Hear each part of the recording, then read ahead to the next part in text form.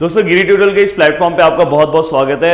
एक बहुत ही important topic जो आपके लेंसेज का है, मायोपिया और हाइपरमेट्रोपिया, और साथ में आई का डायग्राम और आई के डायग्राम से रिलेटेड फंक्शन, पूरा का पूरा पार्ट अगर आप इस वीडियो को देखोगे तो पूरा का पूरा लर्न हो जाएगा। स्पेशली ये वीडियो में मैं थोड़ा बहुत एक्सप्लेन करूंगा, पर एक्सप्लेनेशन से ज़्यादा मैं आपको लर्निंग कैसे करना है, लिखना कैसे, क्योंकि कल आपका बोर्ड एग्जाम है तो इसके अंदर मैं सब कुछ बताने वाला हूं। तो ज़्यादा से ज़्यादा मेरा ध्यान ये रहेगा कि आपको आंसर को लर्न कैसे करना है। यहाँ पे मेरा एक्सप्लेनेशन इस वीडियो में मैं ज़्यादा नहीं करूंगा, यहाँ पे मैं बताऊंगा कि कल आपको क्या लिखना है, कैसे लिखना है, क्या ट्रिक है, सब बताऊंगा। चलो वन बाय वन स्टार्ट करते हैं दोस्तों। अब यहां पे अगर आपको एग्जाम में कल क्वेश्चन आ गया कि व्हाट इज मायोपिया, मायोपिया को ही हम क्या बोलते हैं, नियर साइटनेस। मायोपिया को ही हम क्या बोलते हैं, नियर साइटनेस। या तो किसी पर्सन का स्पेसिफिक नाम लिख के उसको इस तरह का डिसीज है तो बताओ कि उसको कौन सा डिसीज है, ऐसा भी क्वेश्चन पूछा जाता है। तो क्वेश्चन कैसा पूछा जाता है, आपके आंसर में अगर 5 मार्क्स का आया तो ये सब चीजें आनी चाहिए, कुछ टेंशन नहीं है, मैं यहां पे बता रहा हूं। देखो मायोपिया मतलब ऐसा डिसीज जिसके अंदर पर्सन को पास का तो सब कुछ दिखाई देता है बट दूर का नहीं दिखाई देता। तो इसको डेफिनेशन में कैसे करोगे, a person can see near object, near by object clearly but can not see distant object clearly is the defect of vision is known as myopia. देखो यहां पे देखो लिखा हुआ है, the eye can see near by object clearly. मैंने बोला ना, a person can see near by object, जो मेरे पास में ऑब्जेक्ट है मैं उसको अच्छे से देख रहा हूं। देखो मैं साथ में याद भी करा रहा हूं, person can see near by object clearly but distant object appear indistinct. इससे अच्छा आप लिखो but can not C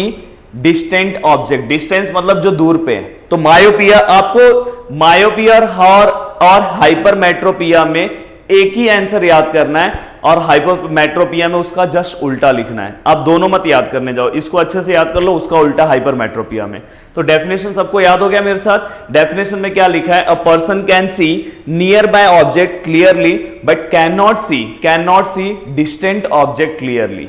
then second, there are 2 reasons. देखो सबसे पहले डिफाइन करना है, डिफाइन करने के बाद डायग्राम बनाना है, डायग्राम के बाद 2 रीजन बनाना है और 2 रीजन के बाद करेक्शन बताना है। एग्जाम में करेक्शन भी आएगा। अब देखो डायग्राम में क्या है ना, डायग्राम में सबसे पहले आपको एक डायग्राम को बहुत अच्छे तरीके से याद भी करा दे रहा हूं। देखो इस वाले डायग्राम में आपको यहां पे क्या लिखना है पता है, नॉर्मल पर्सन आए। ये नॉर्मल पर्सन का आए, तीनों डायग्राम आपको ड्रॉ करना है। यहां आपको लिखना है नॉर्मल पर्सन आए है, ये नॉर्मल पर्सन का है। देखो यहां पे मस्त, यहां पे इमेज जो है पूरा का पूरा इमेज रेटिना पे फॉर्म हो रहा है। आपको पता होगा इसको हम क्या बोलते हैं, रेटिना बोलते हैं। तो रेटिना पे पूरा का पूरा इमेज क्या हो रहा है, फ्रेम हो रहा है। अब रेटिना पे पूरा का पूरा इमेज आराम से यहां पे जा रहा है। बट इस वाले फिगर में अ पर्सन, यहां पे क्या लिखोगे, पर्सन डिफेक्टेड बाय मायोपिया या मायोपिया डिफेक्टेड पर्सन, यहां पे लिख सकते हो डिफेक्टेड मायोपिया डिफेक्टेड पर्सन। यहां पे क्या हो रहा है पता है, अगर यहां पे अगर आप ध्यान से देखोगे तो यहां से जो भी रे जा रहे हैं वो रे पूरा का पूरा इमेज यहीं पे फॉर्म हो जा रहा है। रेटिना पे जा रहा है क्या, नहीं जा रहा है। तो दूसरा डायग्राम आपको इस तरह से बनाना है। इस तरह से अगर डायग्राम आया कि इसका image in front of retina बनता है, हाइपरमेट्रोपिया में यही इमेज हाइपरमेट्रोपिया में ना ऐसे आगे चले जाएगा, तो उसको हम बोलेंगे हाइपरमेट्रोपिया बियॉन्ड रेटिना। ये क्या है, इन फ्रंट ऑफ रेटिना। और अगर मैं यहां पे करेक्शन यूज किया, myopia can be corrected by using concave lens. ये देखो मैंने यहाँ पे कॉनकेव लेंस, आपको प्रदीप सर ने ऑलरेडी बताया है कि कॉनकेव लेंस इस तरह से होता है। जैसे ही मैंने यहाँ पे कॉनकेव लेंस लगाया, जो इमेज है देखो ये यहाँ से जाके फिर पूरा का पूरा रे जो है पूरा का पूरा फिर से रेटिना पे आ गया, इसकी तरह होने लगा। मतलब कि मैंने फिर जैसे ही मैंने स्पेक्स लगाए, मतलब मेरा कॉनकेव लेंस जैसे ही वर्क करने लगा और वैसे ही पूरा का पूरा इमेज फिर से रेटिना पे फ्रेम होने लगा। और रेटिना से फ्रेम होने के बाद ये क्या हो गया, करेक्टेड पर्सन है। तो ऐसे देखो near by object can seen clearly, ये देखो एक क्लियर दिखाई दे रहा है नॉर्मल आई से, या नॉर्मल पर्सन आई लिख सकते हो। यहां पे क्या हो रहा है, इमेज पहले फ्रेम हो रहा है। जस्ट आपको डायग्राम अच्छे से प्रैक्टिस कर लेना है। देखो 3 डायग्राम बना, 3 फिगर तैयार करना है। तीनों फिगर में हाँ आपको याद रखना है, यहां से आप तो वो बीच का ये सब तो बना लोगे, यहां से ये इमेज क्या हो रहा है, डायरेक्ट फ्रेम हो रहा है, ये नॉर्मल पर्सन आए। बट यहां पे क्या हो रहा है पता है, जब ये इमेज जा रहा है, ये इमेज जा रहा है तो यहीं पे फ्रेम हो जा रहा है। ये क्या हो गया, पर्सन डिफेक्टेड मतलब या तो अफेक्टेड बाय मायोपिया।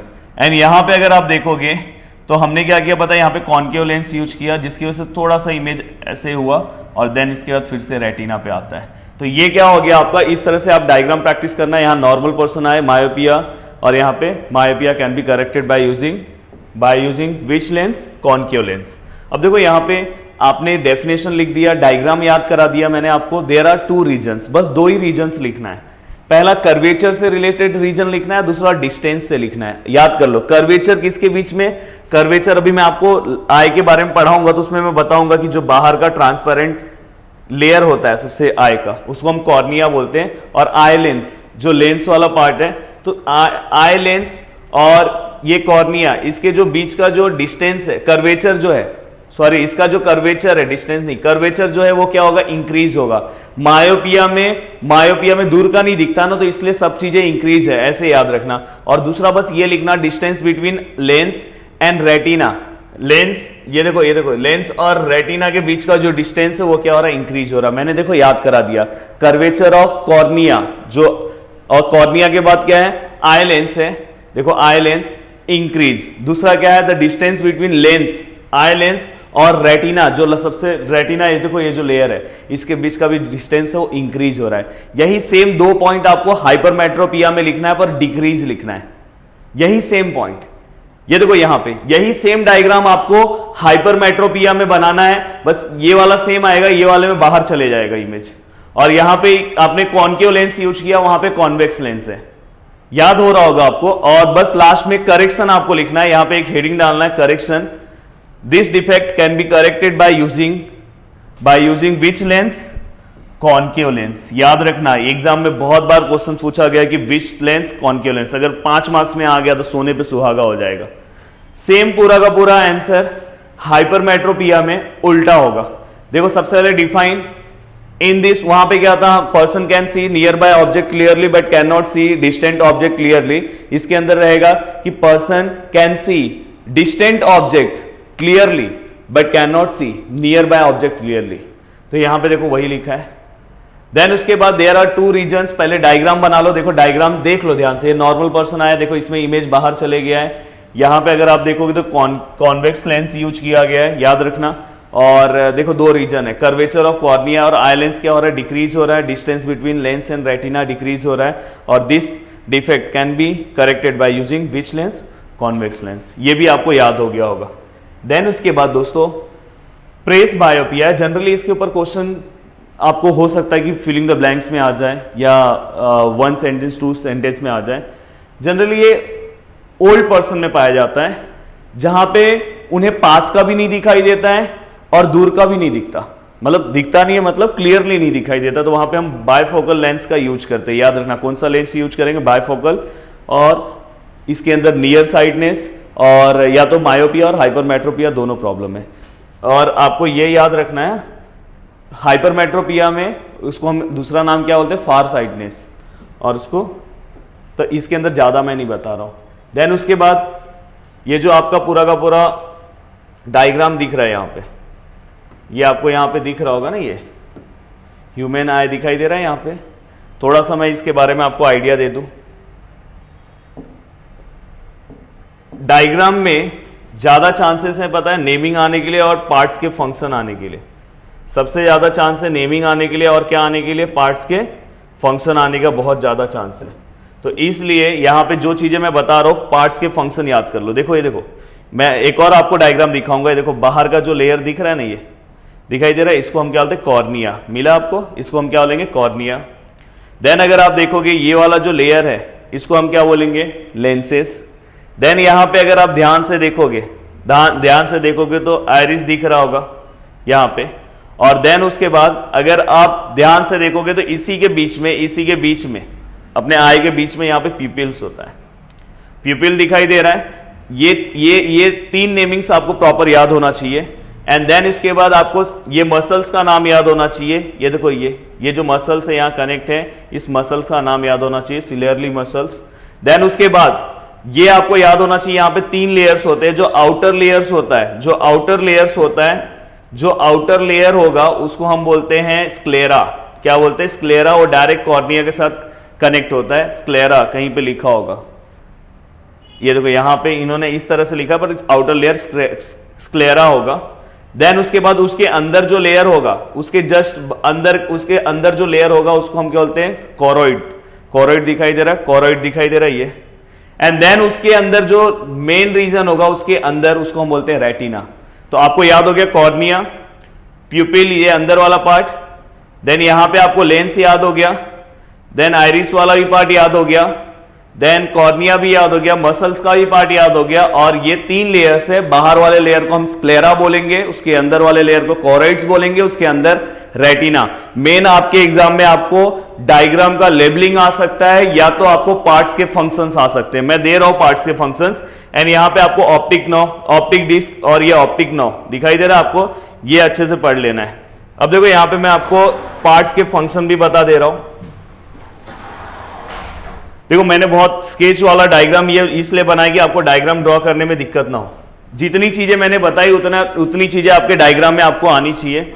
अब मैं जितनी चीजें मैंने बताया उसका थोड़ा फंक्शन हम देखते हैं। देखो यहाँ स्क्लेरा दिखाई दे रहा है, मैंने बोला था स्क्लेरा सबसे आउटर मोस्ट पार्ट है, तो वो क्या करेगा, आई को क्या करेगा, प्रोटेक्ट करेगा। कितना सिंपल सा मैंने रीजन बताया, फंक्शन बताया, प्रोटेक्ट दी आई। बस अगर आप आएगा एग्जाम में कि what is the function of sclera, आपको बस क्या लिखना है, sclera protect the eye. Then the second function that is choroid. Choroid आपको मैंने बताया कि स्क्लेरा के अंदर वाला जो रीजन है उसको हम क्या बोलते हैं, कोरोइड बोलेंगे। और कोरोइड का बस क्या याद रखना पता है, supply food and oxygen to the eye. बस एक ही याद रखना, supply food and oxygen to the eye. And next one that is retina. Retina इसके नीचे वाला लेयर होगा, थर्ड लेयर होगा।